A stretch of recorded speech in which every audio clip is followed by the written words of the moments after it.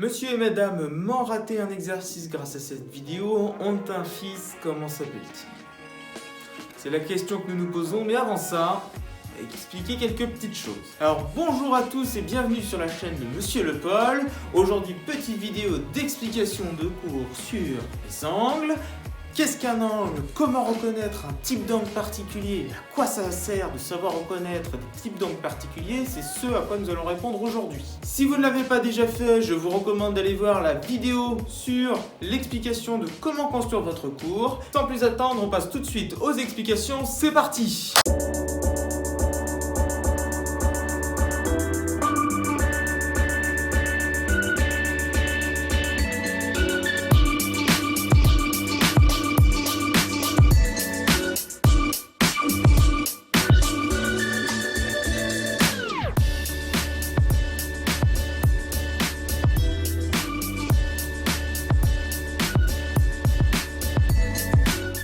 Alors vous l'avez vu, le titre de cette vidéo c'est angle et type d'angle. Donc je vous rappelle ce que c'est qu'un angle. Un angle c'est une portion du plan qui est compris entre deux demi-droites.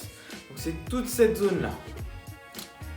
Une fois qu'on a dit ça, on va voir des types d'angles. Et pour voir des types d'angles, en fait on va les mettre par paire.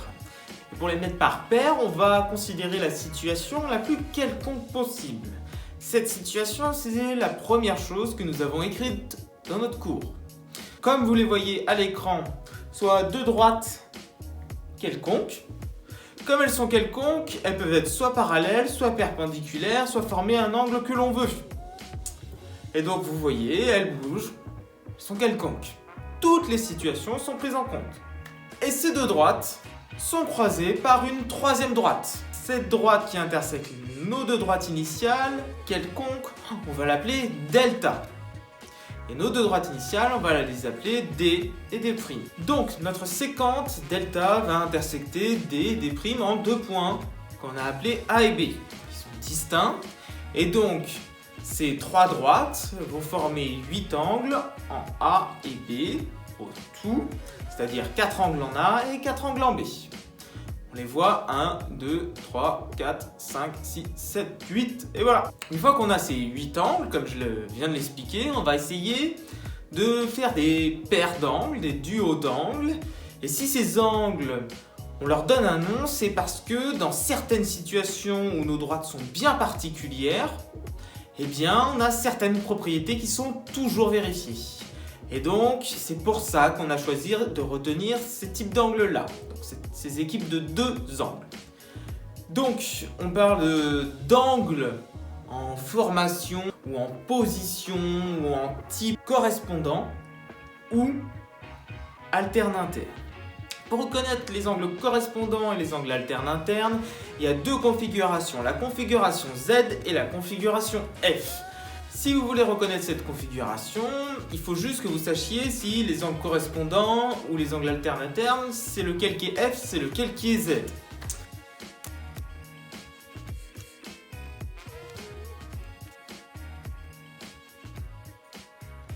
Alors, les angles alternes internes, dans un premier temps, ce sont les angles qui sont alternes et internes. Interne, ça veut dire quoi? Ça veut dire entre nos droites quelconques. Et alterne, ça veut dire qu'ils alternent par rapport à notre droite séquente delta. Et donc, cette configuration, c'est Z. Pour les reconnaître facilement, les angles alternes internes, il faut reconnaître la lettre Z. Donc du coup, la définition d'angle alterne interne, déjà de 1, on doit avoir notre équipe de 2, c'est-à-dire on doit avoir deux angles. De 2, on doit avoir deux angles qui n'ont pas le même sommet, puisque c'est en forme de Z, on a donc deux sommets, donc deux angles de sommets différents. 3, il doit avoir un côté en commun, qui est ce segment AB. Comme c'est en forme de Z, ils doivent avoir un côté qui soit de part et d'autre du segment AB, et donc ils doivent alterner du côté de la droite delta. Une fois qu'on a dit ça, on a défini ce qu'est un angle alterne interne. On peut passer à la suite.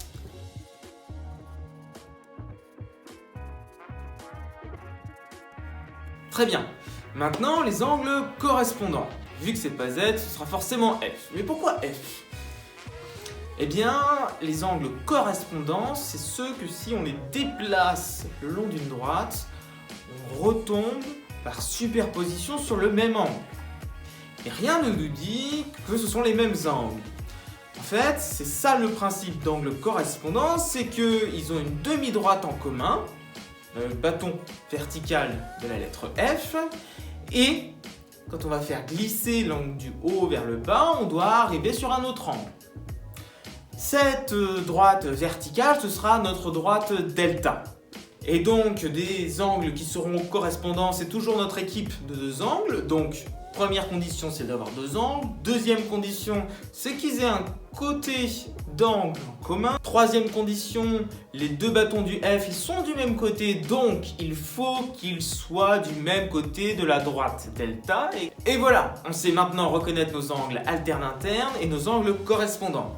Pour reconnaître mes angles alternes internes, je vais chercher à reconnaître la lettre Z. Et pour reconnaître mes angles correspondants, je vais chercher à former la lettre F. Maintenant, on va chercher à comprendre la propriété que l'on a énoncée.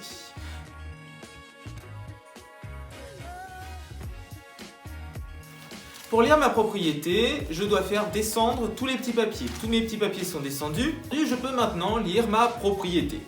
Il est écrit propriété 2 points. Si les angles alternes internes sont égaux ou les angles correspondants sont égaux, alors les droites D et D' sont parallèles. Les droites qui sont coupées par ma séquence, qui étaient censées être quelconques, sont en fait parallèles dans ce cas précis où les angles de mes deux équipes, les équipes correspondants et les équipes alternes internes, sont égaux. On a en fait deux propriétés dans une. La première, si les angles alternes internes sont égaux, alors les droites sont parallèles. La deuxième, si les angles correspondants sont égaux, alors les droites sont parallèles. Et la réciproque, c'est le chemin inverse. J'inverse ma conclusion et mon hypothèse. Donc je commence par ma conclusion en guise d'hypothèse. Si les droites sont parallèles, alors la conclusion, c'est que les angles alternes internes et les angles correspondants sont égaux. On pourrait la reformuler en deux propriétés réciproques. Si mes droites D et D' sont parallèles, alors les angles correspondants sont égaux. Si les droites D et D' sont parallèles, alors les angles alternes internes sont égaux. Cette chose-là, ça vous dit peut-être quelque chose. On l'a appliquée dans un cas bien particulier, c'est si notre droite delta est perpendiculaire aux deux autres droites. Si une droite est perpendiculaire à deux droites, alors les droites sont parallèles. En fait, on fait coïncider les angles correspondants dans le cas où ils sont perpendiculaires, dans le cas où ils sont égaux à 90 degrés, et les droites sont parallèles. C'était le cas particulier que l'on connaissait. Maintenant, on a élargi notre propriété à l'égalité d'angles correspondants ou à l'égalité d'angles alternes internes. Ah oui, au fait, c'était Gérard. Et voilà, c'est maintenant terminé sur les angles alternes internes et correspondants. On se retrouve une prochaine fois pour une nouvelle vidéo et vous allez voir, les angles correspondants et alternes internes ont encore plein de choses à nous apporter.